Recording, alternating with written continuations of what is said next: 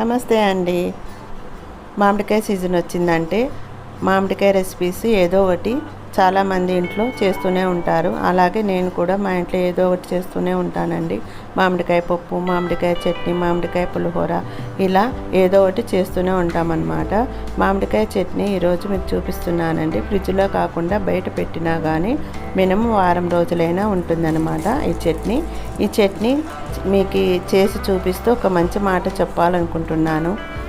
మన తోటివారు కానీ, మన ఫ్రెండ్స్ కానీ, మన బంధువులు కానీ చనిపోయినప్పుడు చాలా బాధపడుతుంటాం. కానీ మనం కూడా శాశ్వతం కాదని, రేపో మాపో మనం కూడా వారు వెంటే అని తెలిసినా తెలియనట్టే ఉంటాం.